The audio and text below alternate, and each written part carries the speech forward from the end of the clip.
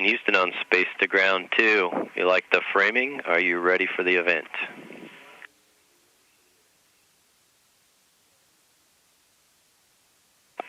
Museum of Flight, this is Houston. Please call the station with a voice check. Station, this is the Museum of Flight at Boeing Field. How do you hear me? Museum of Flight, we have you loud and clear. Welcome aboard the International Space Station. It's good to talk to you today.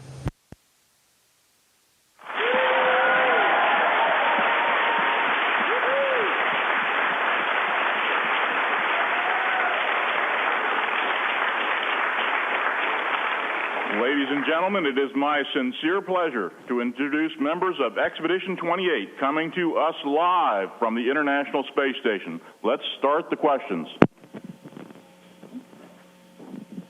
Hello, my name is Alex Wenzel from Aviation High School in Seattle, Washington. And the first question is, how does the crew from such diverse backgrounds cope with their differences in language and culture? Well, Alex, that's a really good question, and I think the main thing for us is, we have a common goal, and so when you have a common goal, then you can overcome anything. Language difficulties, differences in culture. We had 15 nations that came together to build this incredible orbital research facility that we presently call home, and we did that with these different diverse nations because we all shared that common goal. And it's the same for us up here as crew members on the International Space Station. Is we're all in this together. We all understand that we've got to get the job done, and we work very well together because of that, because we share that common goal, that common objective. So that's the main thing that helps us overcome those language challenges, etc. My name is Raymond Kenworthy of Puyallup High School, and this question is for Mike Fossum. How do you overcome the mental aspects of living in space, such as fatigue, being with the same people for extended periods of time, and or missing family and friends? Hey, that encompasses a lot. Like Ron said, as far as the different cultures getting together, it's respect and it's a common goal, and we all have that. We've dreamed about doing this since we were your age, and we've worked for it in our years in high school and college, and the jobs beyond that to prepare ourselves for this opportunity. And so, in a huge way, we're living our dream right now. And part of that is working together. It is separation from family, and for almost 6 months. And really, when you include the time that the three of us spent in Russia preparing to fly before we left to come up here, it's really gone from home for 7.5 months or so. So it's really a long haul, but we're here living our dream. We have a goal, we have a mission, and we're really busy. And that's a good thing because there's enough time to look out of the window, but we have a lot of very interesting work and very challenging work. And so that keeps us involved from the moment we wake up in the morning until we go to bed at night.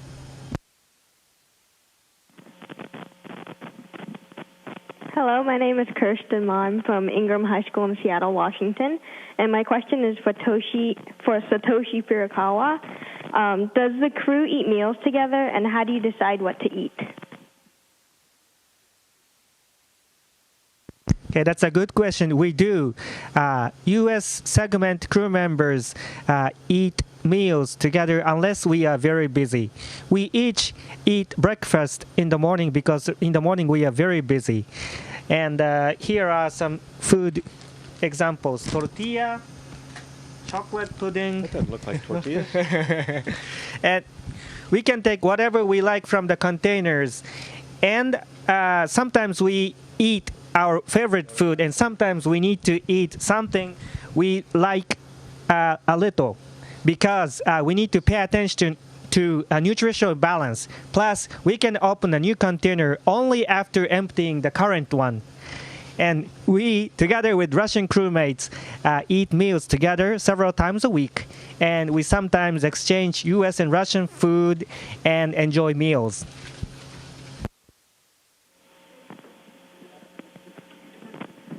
My name is Kira Thrush from Tahoma High School, and my question is for Ron.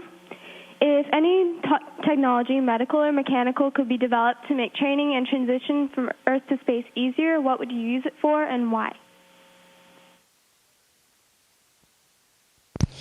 Wow, that's a really tough question. I think the biggest transition from a physical point of view that we have to make is going from 1G to 0G, from going to what everybody experiences on the Earth to being weightless. And so that's a big transition. That's a big adjustment for our bodies. And we have aircraft that we fly parabolars. Basically, we climb very steeply and then we push over and then dive back down. And at the top of that, like the top of a roller coaster, we're floating in the aircraft. So that's a way that we can practice some of our experiments, work out some of the equipment that we have, some of the hardware that we have, to make sure that's all going to work in a weightless environment. But I think the bigger transition for us, long duration crew members, us that have been up here a long time, is the transition to go back to Earth. So when we go from this weightless environment we've been in for 5 to 7 months, and we get back to the Earth, the body adjusts to being up here. And one of the things it does is it realizes it doesn't need a skeleton anymore, and it doesn't need muscles that as much, as strong muscles anymore. So we have to exercise 2 hours a day so that we can prepare ourselves to return to Earth. And so there's a lot of equipment we use up here. There's a lot of medical procedures, physical training equipment and medical equipment that we use to make sure that our bodies will be prepared when we return to Earth. So really good question.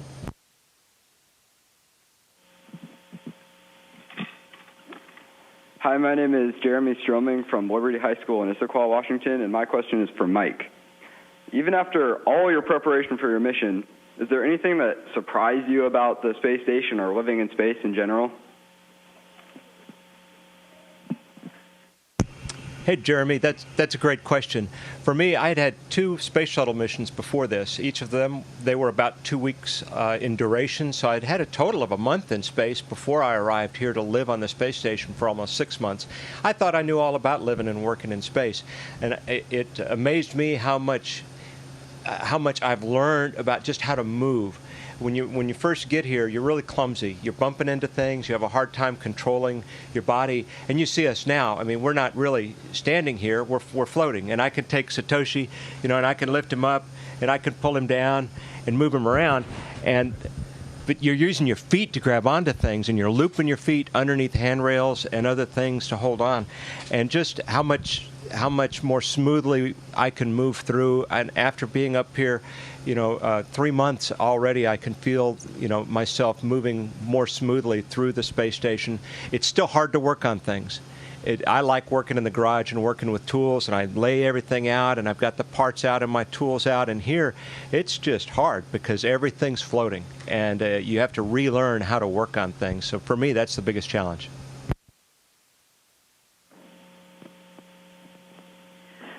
Hi, my name's Cadet Master Sergeant Nicole Gromolski from Fairchild Air Force Base Composite Squadron in Spokane, Washington. This question is for Satoshi.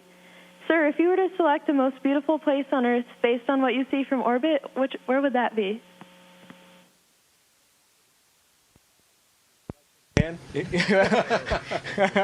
Okay, that's an interesting question. Well, it would be a night city view under aurora. Curtain-like green or red aurora sways and dances in the polar region, plus beautiful night view of cities. From the International Space Station, it is a breathtaking view from over aurora.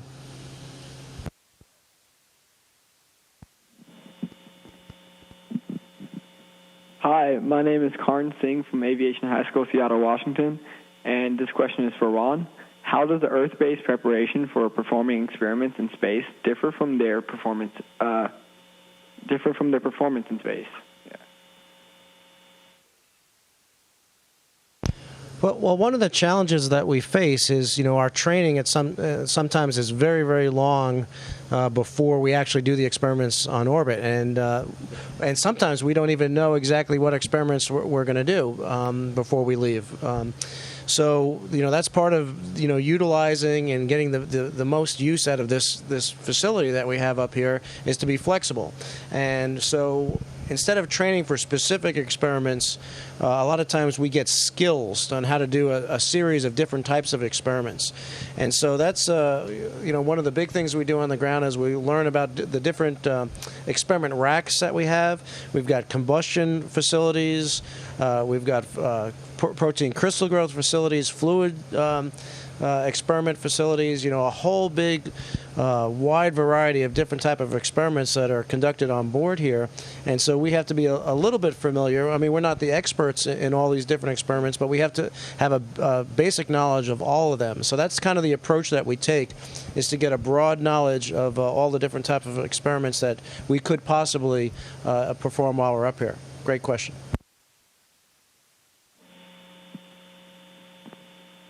I'm Will Muser from Seattle, and I go to Aviation High School in Seattle. This question is for Mike. What are the roles of astronauts and pilots in a field that increasingly depends upon unmanned or remote-controlled missions? Now, that's a really good question, because the whole field, the whole concept of remote-controlled robotic kinds of missions is changing, and it certainly is in the world of aviation just in the last 10 years or 15 years, where remotely piloted vehicles and things like that are taking on a bigger and bigger role. But I'll give you a good example, and it's taking place just outside this window behind us right now.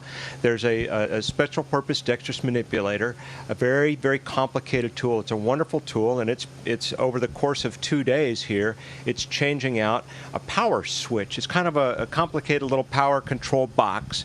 It's about that big, that's on the outside of the space station, and it takes it really about 2 days to get in position, get everything lined up, and it's a very slow and tedious. Ron and I are both spacewalkers. We've done 4 spacewalks together, and that task as a spacewalk task for us is about 30, 45 minutes.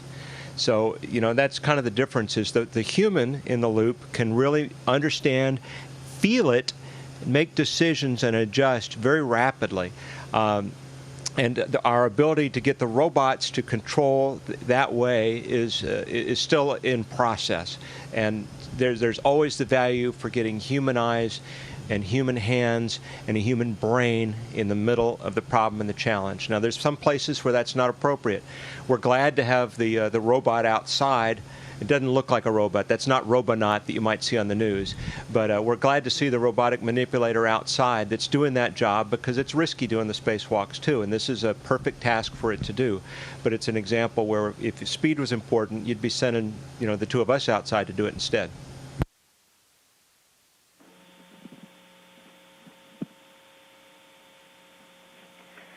Hello, I am Civil Air Patrol Cadet Airman Cheshire from Olympia Civil Air Patrol Squadron, and this question is for Satoshi. How have the advancements in technology affected life on the ISS since it was first launched until now? Okay, that's a great question. Advancements in technology made the life on the ISS better and more comfortable. It is like the advancements in technology changed our daily life from 13 years ago. For example, the personal computers have made great progress, and the CPUs got much faster, and now the wireless access to a server is available on board the ISS as well. And cameras became more higher specifications, and we now have higher resolution, more sensitive cameras than before, and we can take high resolution pictures of night views from the International Space Station. And plus, advancements in science have us perform more up-to-date research on the ISS. Thank you for the great question. Hi, I'm Civil Air Patrol Cadet Technical Sergeant Chris Garcia from the Fairchild Composite Squadron in Spokane, Washington. And my question is for Ron. Is it easy to see from orbit which parts of the planet have people using natural resources and which parts have people showing restraint? Yeah, well, at night you definitely can see because you see the lights. So it's the Earth really when we cross into the dark side of the orbit, the Earth just comes alive. I mean, it's just amazing to see the lights. But obviously, each of those lights represents civilization, and you can definitely see the results of human impact on our planet. You can see it in the forms of erosion. You can see it in the forms of pollution. We've been seeing a lot. At this time of year, we see a lot of smoke. A lot of fields are being burned throughout, all across the world, and so that is very, very visible from space. And so we definitely, if we were visitors here and just decided to come into orbit, we would definitely know that there were people down there, that there was life down there, because you could definitely see the impact.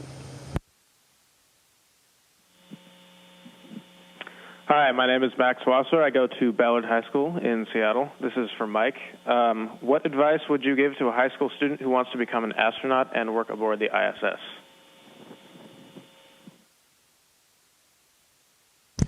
That's easy. In short, work hard. Follow your passion. We have very different backgrounds. Ron was a test pilot, a fighter pilot, and a test pilot. I'm an engineer, a flight test engineer in the Air Force. And Satoshi is a medical doctor. Very different backgrounds.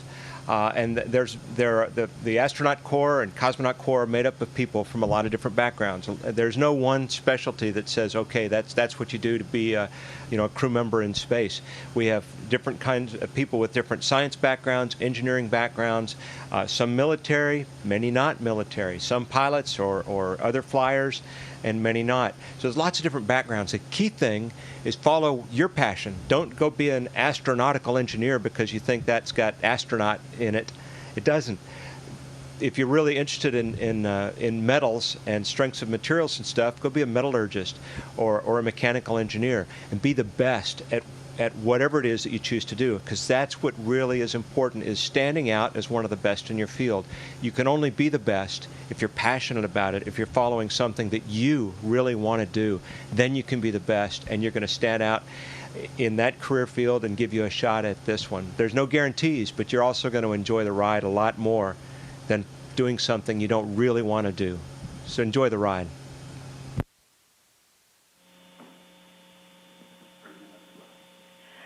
Hi, my name is Gina O'Kelly. I'm from Aviation High School, and this question is for Satoshi. How has your perspective of Earth and life on Earth changed since you have been on the International Space Station? Well, that's a good question. When I looked out of a window of an International Space Station, I was touched with thin blue layer of atmosphere at the rim of Earth. I understood that the beautiful atmospheric layer protects us and Earth from harsh environment in space. And I realized that we needed to preserve our mother planet Earth's natural splendor. Thank you.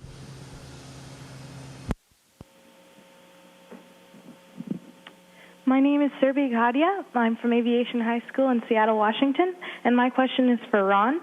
How often do experiments give unexpected results? Well, unexpected results are usually the best results. That's why you do the experiment in the first place, because if you already knew the answer, you wouldn't be doing the experiment. So it happens. We've had some fluids experiments that are basically going to change the way we change our understanding of how fluids react. And we've had some other experiments where we've really discovered things that we didn't know existed. And so whenever we have these experiments that give us something a little different, that's always exciting for us up here, and it's exciting for everybody on the ground. And it's one of the joys of being up here and being in this very, very unique environment, because the experimentation that we do up here, the research that we do up here, can only be done up here. It can't be done anywhere else. This is a very, very unique environment, and that's why we've put so much effort into building it, is so that we could have these unexpected results, these results that we couldn't duplicate on the Earth. So great question. Thank you.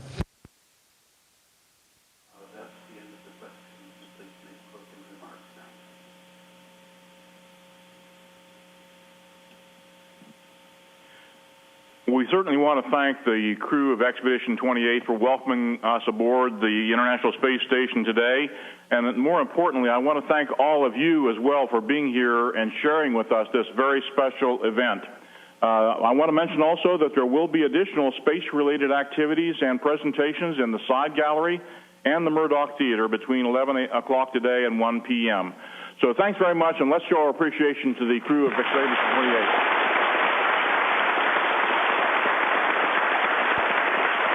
Well, thanks to everybody. It was great speaking to everybody today. Those were absolutely outstanding questions. It's obvious you put a lot of work and thought into those questions. It really warms our heart to hear how much interest everybody has in what we're doing up here, and we hope that you guys follow in our footsteps and be the next generation of explorers. And remember, science, technology, engineering, and math are really important, not only for your future but for the future of our planet. So please work hard in those areas, in all the areas. And it was great talking to everybody.